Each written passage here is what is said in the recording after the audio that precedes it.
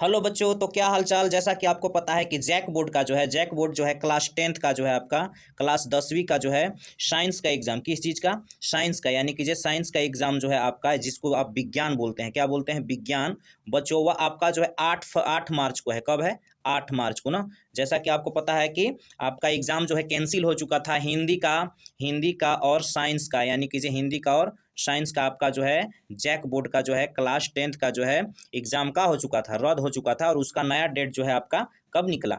8 मार्च को निकला है ना। 8 मार्च को होने वाला एग्जाम है। तो उसके लिए मैंने जो है बहुत ही वीवीआई क्वेश्चन जो है, मोस्ट इंपोर्टेंट वीवीआई क्वेश्चन जो है मैंने क्या किया है, सेट किया है ना। और पहले भी हमने जो है हिंदी का सेट किया, जो आप एग्जाम दिए ना, उसमें आप मिला के देखिएगा, उसमें 100 में 100 क्वेश्चन जो है एकदम लड़े हुए हैं ना। और उसी प्रकार से हमने जो है यहाँ पे साइंस का जो है बहुत ही अच्छा वीवीआई क्वेश्चन का जो है सेट आपके लिए लाया है, जिसमें आपका 100 में 100 मार्क्स एकदम आना पक्का है। यदि आप इस टोटल क्वेश्चन को कंप्लीट करके चले गए तो उसमें कोई चांस नहीं है ना, आपको जो है दम आना है तो आना है। तो चलिए ज़्यादा लेट ना करते हुए हम लोग क्वेश्चन की तरफ चलते हैं। देखिए क्या चीज़ है, निर्देश में अगर जो देखेंगे हम लोग, देखेंगे यहाँ पे है कि इन्हीं 6 प्रश्नों का उत्तर दें। कै प्रश्न का उत्तर देना है? 6 गो का।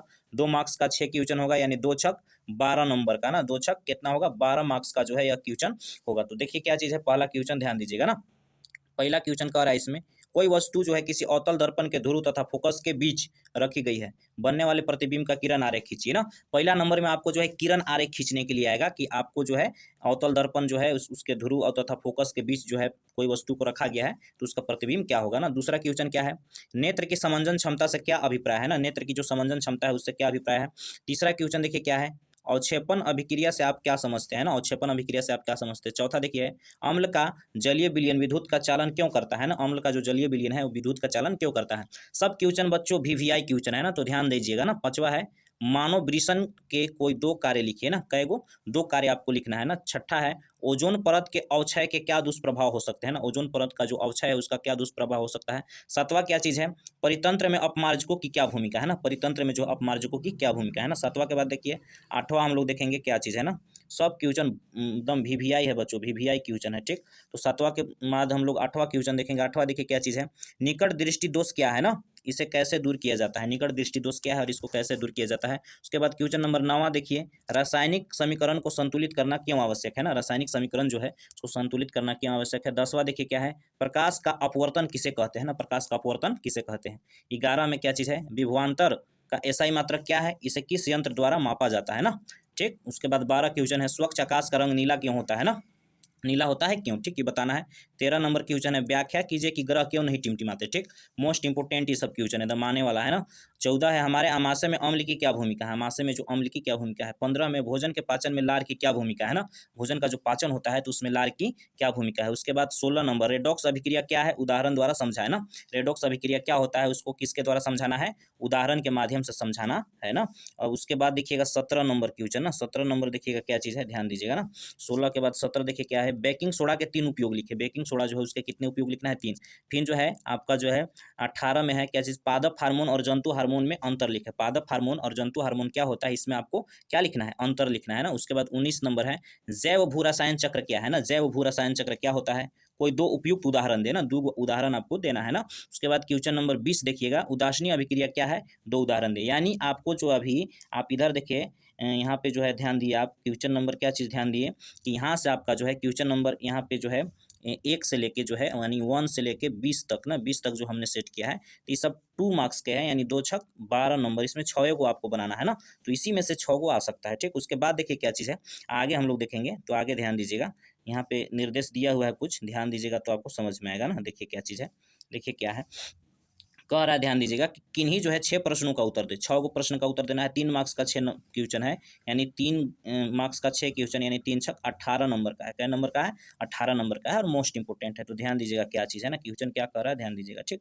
देखिए क्या चीज़ कह रहा है, 5 सेंटीमीटर लंबाई का कोई बिंब, 5 सेंटीमीटर लंबा कोई बिंब है, 30 सेंटीमीटर वक्रता त्रिज्या के किसी उत्तल दर्पण के सामने, 30 सेंटीमीटर जो वक्रता त्रिज्या है कि किसी उत्तल दर्पण के सामने 20 सेंटीमीटर दूरी पर रखा गया है ना, 20 सेंटीमीटर दूरी पर उसको क्या किया गया है, रखा गया है। प्रतिबिंब की स्थिति, प्रकृति तथा साइज ज्ञात कीजिए ना। प्रतिबिंब का आपको स्थिति, प्रकृति और क्या निकालना है, साइज ना। देखिएगा 21 के बाद हम लोग क्वेश्चन नंबर, तारे क्यों टिमटिमाते हैं ना जबकि ग्रह नहीं, आपको बताना है कि तारे क्यों टिमटिमाते हैं जबकि ग्रह नहीं टिमटिमाते ना। 22 के बाद 23 देखिए क्या चीज़ है, प्लास्टर ऑफ पेरिस किस प्रकार बनाया जाता है ना, इसके 3 उपयोग लिखे। प्लास्टर ऑफ पेरिस किस प्रकार से बनाया जाता है, इसका 3 उपयोग आपको बनाना है। 23 के बाद 24 देखिए क्या है, निम्न रासायनिक समीकरण को संतुलित करें ना। रासायनिक समीकरण को क्या करना है, संतुलित, जिसे H2 + Cl2, एरो का चिन्ह है यहाँ पे HCl है, दूसरा में क्या है Na + H2O ना, एरो का निशान है NaOH + H2, ठीक। फिर तीसरा है MnO2 + HCl, एरो का चिन्ह MnCl2 + Cl2 + H2 ना।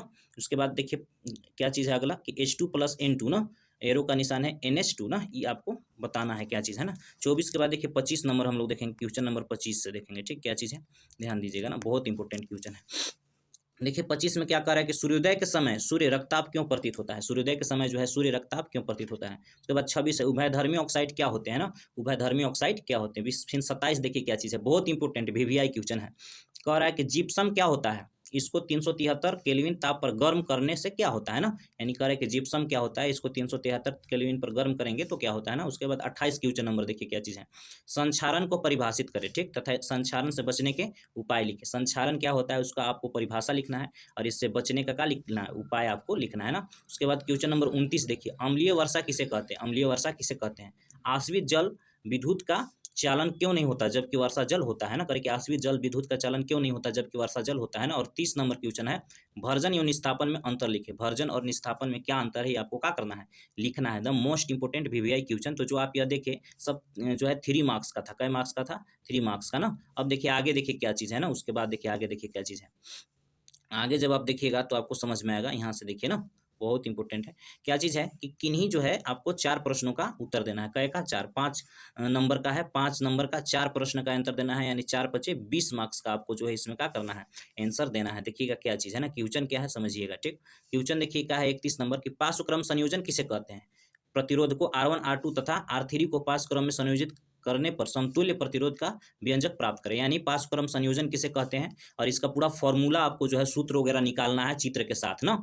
या अगर ई नहीं दिया तो आपको इसी का अथवा में दे देगा कि श्रेणी क्रम संयोजन किसे कहते हैं, प्रतिरोध को R1 R2 तथा R3 को श्रेणी क्रम में संयोजित करने पर समतुल्य प्रतिरोध का व्यंजक प्राप्त करें, यानी पार्श्वक्रम का आपको चित्र के साथ जो है व्यंजक निकालना है, या तो श्रेणी क्रम का ना, इस प्रकार से दे सकता है। उसके बाद देखिए 32 नंबर क्वेश्चन हम लोग देखेंगे, ठीक।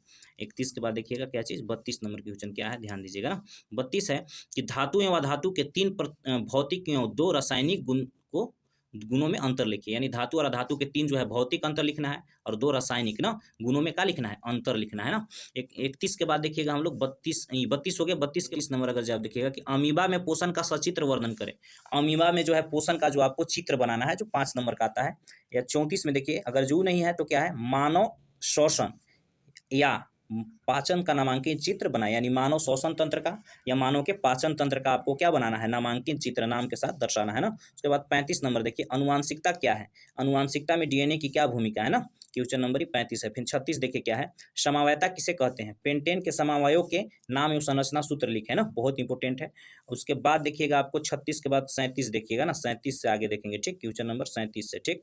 देखिए क्या चीज़ है 37 में कि ओम का नियम लिखिए और इसका सत्यापन कीजिए। ओम का नियम लिखना है और इसका सत्यापन करना है। फिर आगे है 38 में, हमारे शरीर में वसा का पाचन कैसे होता है, यह प्रक्रम कहाँ होता है ना, मेरे शरीर में जो है वसा का पाचन कैसे होता है और वह प्रक्रम कहाँ होता है। फिर 39 देखिए है, लिंग निर्धारण किसे कहते हैं, मानव में बच्चों का लिंग निर्धारण कैसे होता है ना, बहुत इंपॉर्टेंट क्वेश्चन है।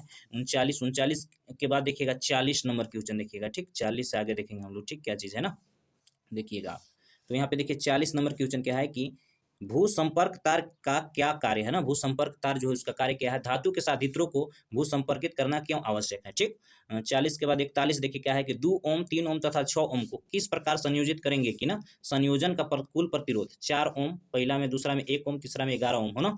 और 41 के बाद 42 देखिए क्या चीज़ है लास्ट ना, निम्न यौगिकों के आणविक सूत्र तथा संरचना सूत्र लिखे। पहला में प्रोपीन है, दूसरा में एथाइन है जिसको एसिटिलीन भी बोलते हैं, तीसरा में मेथेनॉल है ना, चौथा में आपका प्रोपेनॉल है, पांचवा में ब्यूटेनोन है और छठा में मेथनोइक अम्ल है ना। इस सब का जो है आणविक सूत्र और संरचना सूत्र का करना है, लिखना है। तो इस प्रकार से बच्चों जो है मोस्ट इंपोर्टेंट जो क्वेश्चन था, मोस्ट इंपोर्टेंट और जो VVI जो था क्वेश्चन, वो हमने आपको करा दिया। आप इसको अगर जो कंप्लीट करके जाते हैं, ये जितना भी क्वेश्चन है, इस सब को अगर जो आप कंप्लीट करके जाते हैं, तो आपको 100 में 100 मार्क्स लाने से कोई नहीं रोक सकता। और यहाँ तक वीडियो देखने के लिए आपका बहुत बहुत धन्यवाद।